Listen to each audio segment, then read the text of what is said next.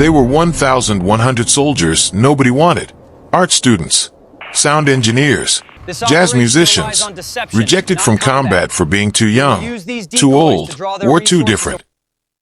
And yet, these men executed the most audacious psychological warfare operation in military history, deceiving an entire enemy army without firing a single shot in actual combat. This is the story of the 23rd Headquarters Special Troops, the Ghost Army, and how they literally painted their way through Nazi-occupied Europe, changing warfare forever. November 1944. The Allies are pushing deeper into France, and intelligence networks are crucial. Enemy command still controls millions of soldiers spread across thousands of miles of contested territory. If they knew exactly where American forces were concentrated, they could redirect their reserves and devastate the entire invasion strategy. American leadership understood this mathematical reality. One wrong move, one miscalculation, and the entire European campaign could collapse. That's when someone had a radical idea. What if we could convince enemy generals they were looking at an army that didn't exist? Enter the Ghost Army. These weren't traditional soldiers. They were artists, designers, and creative minds conscripted into uniform. They arrived with inflatable tanks made of rubber and canvas, fake radio signals, sound effects of tank engines and troop movements, and pure psychological manipulation wrapped in military doctrine. Their mission was simple but absolutely insane. Deploy to a strategic location, set up these fake forces designed to look authentic, broadcast false military communications that would fool enemy intelligence, and vanish before counterattack. They had to be convincing enough that enemy reconnaissance aircraft would believe an entire armored division was positioned there.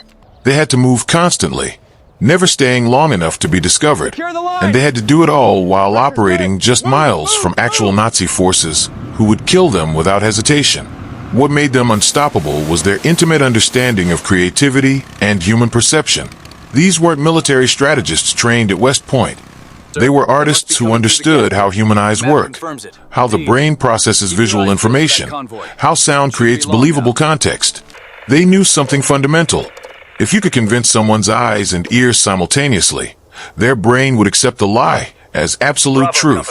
They'd set up inflatable tanks in a field, position real soldiers around them to create proper scale and perspective, then broadcast authentic-sounding radio chatter about troop movements, supply runs, ammunition counts, and unit positions. From the air, from a distance, from intercepted communications, it all looked real. It all sounded real. It all felt real. Because they were artists who understood that modern warfare wasn't about truth anymore. It was about perception. It was about what the enemy believed they were seeing. They operated in 22 separate combat zones across Nazi-occupied Europe. They moved constantly, setting up in one location, holding position for days or weeks, then dismantling everything and relocating before enemy forces could launch a counterattack. They never suffered a single casualty from enemy fire. Not one soldier died in combat because of their operations.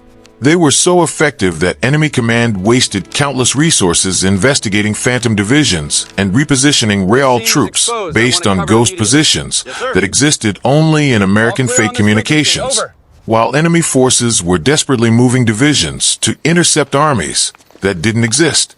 The real American forces were advancing unopposed across the continent. The Ghost Army rewrote the rulebook of modern warfare by proving that creativity could be more powerful than firepower. The statistics are staggering. These 1,100 men, these artists and musicians, successfully deceived an enemy that outnumbered them hundreds of times over. They conducted over 20 battlefield deceptions.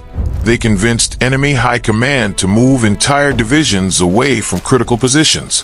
They saved countless American lives by redirecting enemy resources toward phantom threats. Every soldier who lived because enemy forces were looking in the wrong direction owes their life to rubber tanks and sound engineers broadcasting fake military chatter.